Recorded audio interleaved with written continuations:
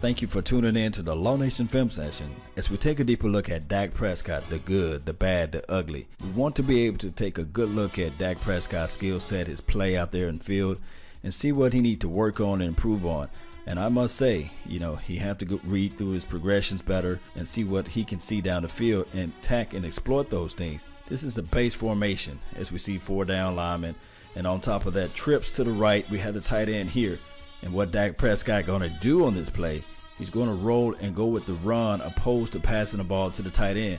At this play, at this point in time, the tight end is wide the world open. He's right here. He's in the middle of the field. But Dak Prescott, he just don't trust what he sees, and he runs the ball. We would like for Dak Prescott to take challenges and push this ball down the field. We would never know. This wide receiver right here, he can become engaged with this particular defensive back, and that would leave you one-on-one with this safety right here. So we would never really know what the tight end can do in this play. Dak decided to run, and we see what happened. We just didn't get the yards that was needed. They did a lot of trip formation. I see with the new philosophy of the coaching staff, they did a lot of run trips, and on this play too as well. Dak Prescott must trust what he sees with his eyes. This is a 3rd and 10 play. But he's going to look back. Although he got the first down, we want to see what was unseen. Look to the far right first, and then we'll show you something else. Hearns was actually open on this play right here. Of course, we do know that Dak must set his feet. But however, Hearns is open. That's why you see waving his hand. But if we look a little further to the left side of the field, we're going to look to the left side of the field. We're going to see the tight end get separation. He was waving his hands and saying, hey, I'm open too as well. Right here, 1, 2, 3 step. The tight end gets separation. This guy, he's more looking downfield, looking for the Ezekiel Elliott factor. So he's not really worried about the tight end. The tight end is open at this point. I would think that Dak Prescott would go with that particular read. Now, it is 3rd and 10. And you would like to see him missile this ball right here or right here. One can say a seasoned quarterback may be able to squeeze this ball right here. This guy looks like he was out of position, out of place right here. You can squeeze that ball in that window. But the best throw would have been right here. But it was 3rd and 10. Dak Prescott was still able to get the first down. So it's one of those things. It's right in the middle. 3rd and 10, get the first down. But you would like for Dak Prescott to take advantages of the situation. See how Hearns flashes right here. Really, he got this guy caving in on him, but I believe he could still get that ball out at that point. But he was still able to get the first down. So it's one of those plays, a hit and miss. Now on this play too as well, we see still they are in a base formation. The linebackers are covering well out in space. Now, this is what I want the wide receiver coach to coach up on these receivers. As the play breakdown, it makes no sense for the tight ends to still travel towards the sideline at this point. He's traveling towards the sideline. I would like to see this tight end break a loose free, curl back this way. These 2 receivers, there's too many receivers in the same spotting.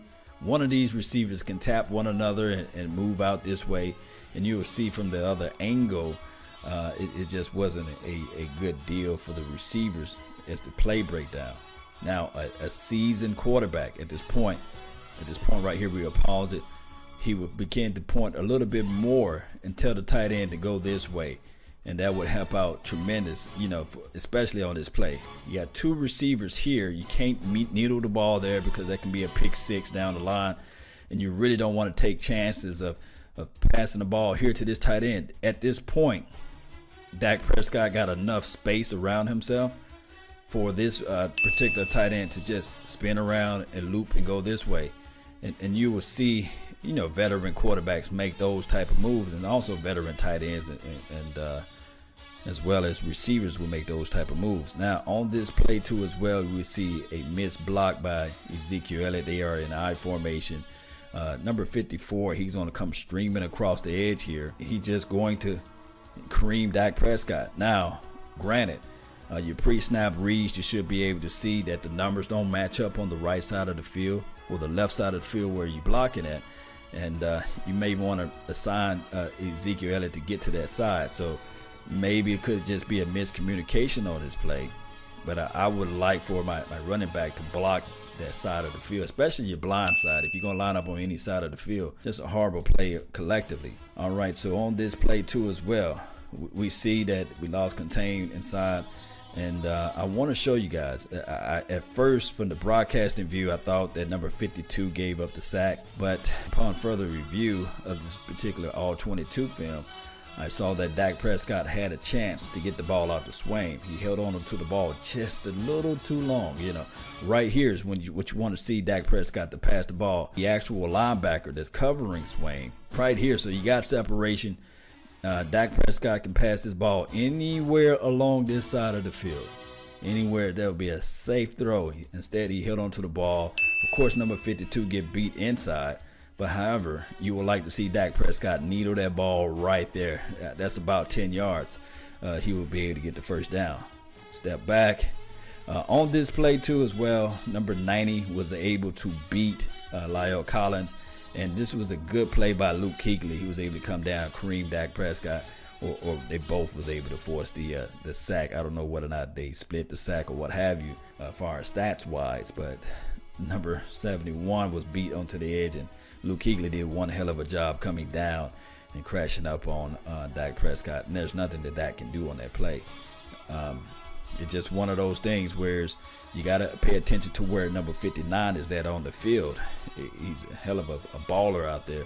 And this is just a play that number 52 was beat on. He was beat to the inside, and he just didn't get leverage. Also, pad level's too high. Or unless his pad level was too high, or the actual opposition was able to lift him up like that. Got to get bricks in your pockets at this level right here. Ezekiel Elliott, he's going to split out and take a left right here, and it's just nothing for Dak Prescott to do. I looked at all of the angles that I can find, and nobody was open, and he was just able to not get out of that pocket and slam to the ground. So number 52 on that play, I would just toss it up as a rookie mistake. You would like to see him get his hands inside, sink his hips in, and try to get his hands on the chest, but the opposition was able to lift him up, push him back, and we saw the rest is history. And that's how it goes with that particular play. Hopefully number 52 can respond better next week. All right, so on this play, we're looking at Dak Prescott. He rolls out, and this is the play. This is the thing that I don't like to see with Dak Prescott. Throwing across his body and jumping. You lose range of motion when you jump past, and I just don't like that aspect. Didn't have a lot of strength on this pass when he jumped past his ball. Let's look back at it again. We all know this play. The ball hit tight end right at his shoelaces, and we just don't want to see that range of motion there. Dak is known for doing that. You throw more with your leg, and Dak must understand that. Then where you're trying to deliver the ball, throw with anticipation. And when you can do that, and I can show you guys, even if the tight end was able to catch the ball, I would still grade him low on that pass, because you're not able to lead the tight end. You're not able to help yourself out to win the game at this point. Now, I'm going to show you on this play, he was able to escape out of the pocket, which was great. But you will want the ball to be delivered anywhere, because you're not really, of course this guy's behind you, but that's football. You're going to have somebody in your face. You want the ball to be anywhere around this area on this side of the shoulder, and pretty much from here you can see that this is the only guy that can beat. So it'll be a foot chase to the end zone, and Dak Prescott must understand and work and improve that in order to be on the next level of quarterbacks. You have to throw the ball somewhere around this proximity, and we see the ball was short and it hit the guy right on the shoelaces or right in at his ankles, and that's just not a good look. Hopefully down the line, maybe next week, we can see some improvement, and that's what we're going to look for. Those quick passes, those passes to get you out in space, and see whether or not that can help out Dak Prescott. But throwing across your body, jumping motion, we would never like to see a pitcher jump to throw a pitch, right? So the same type of philosophy on throwing the ball. So quick throws. I like Dak Prescott in this aspect of his game. He was able to get the ball out quick. And when Dak Prescott is on the money, he's on the money at this aspect. Getting the ball out quick. Of course, it's a little short pass, but he was able to get the ball upfield, first down. Quick passes. That's what I like to see from Dak Prescott. trusting what he sees with his eyes and getting the ball out to his wide receivers. I think that if Dak Prescott can get to this particular level of his game, then he will be better. But when he started to think and he got pressure down his back, he just make the weirdest throws in life. That's a good tight window of space right here. He backs it right off the jump. He knew where he was going with the ball and trust what he sees out of the outcome of the defense. Luke Kuechly is calling out the play. Watch 1, 2, 3, get the ball out. That's what you want to see out of Dak Prescott. 1, 2, 3 step, get the ball out, explode off the field. That's an 11-yard pass right there, first down. You will want Dak Prescott to get the ball out quick. Now on this play, I'm still going to grade him low. He did the exact same throwing motion. Yes, he got away with this particular play. Throwing across your body is never what you want, and as well as throwing the ball too high. Just don't want that out of the, so many things can go wrong. Ball falling off your fingertips, ball in the air, the opposition can pick off the ball real quick. So still good catch by the number 17 with his bad throw by the quarterback. On this play, he was able to find the soft spots in the zone, find Cole Beasley. And the thing is, what I like off this play, that he went with his read. He didn't hesitate. The ball exploded out of his hands. He was able to get the ball out. And that's what I like to see out of Dak Prescott. He must improve on that level of his game. You got to be consistent in this level of football. Roll out. Good catch by number 15. It seems like he has some type of rapport with 15, 17, and Cole Beasley. Of course, we know that. Stepped out. You see quick throws to Cole Beasley. Those things look like it worked for him. Cole Beasley in the slot here. Of course, this is the X. And we seeing right here that, they're going to try to get this ball out real quick. 1, 2, 3. There's Swain right here, and this is the other, the second receiver. Get the ball out. Bam. That's what we want to see come next week. We want to see Dak Prescott get the ball out of his hands and not playing hot potato with the football. Get the ball out, trust what he sees, and take advantages of those opportunities. There are going to be open passes out there for him, but he cannot hold on to the ball forever in a day. So on this play, this was the last final play of the drive, and he fumbled the ball on this play. And let's look back at everything. We will see that on this play, those trips. The tight end is lined up over here too as well, this swing. But we're going to see Cole Beasley motion now. He's going to become the flanker on this play. And Hearns will be the actual slot receiver. Motion. Dak Prescott going to do a 3-step drop.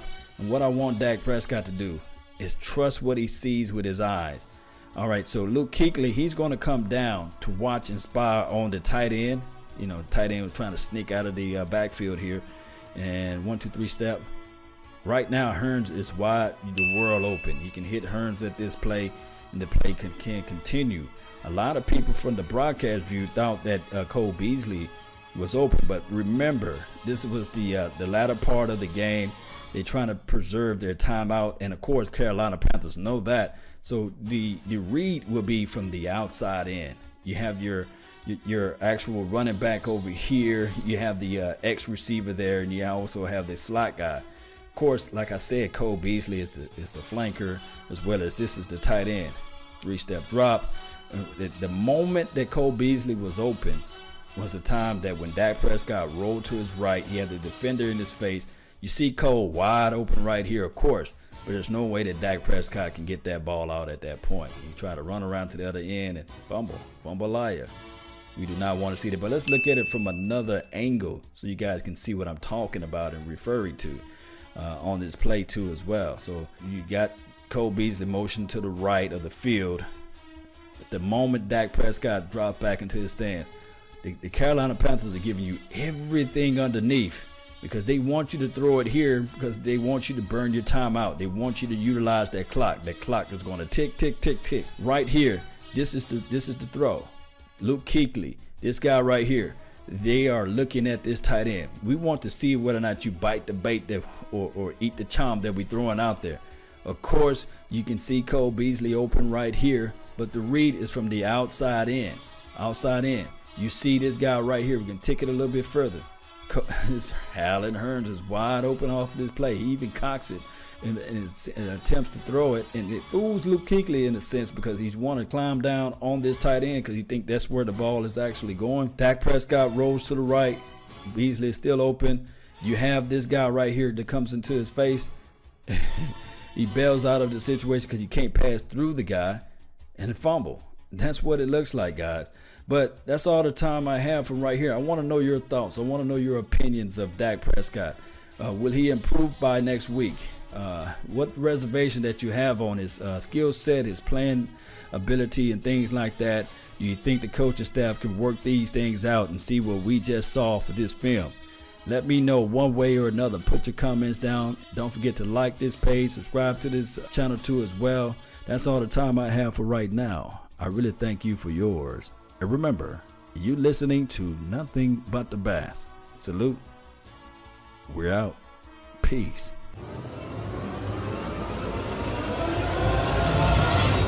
Brutality.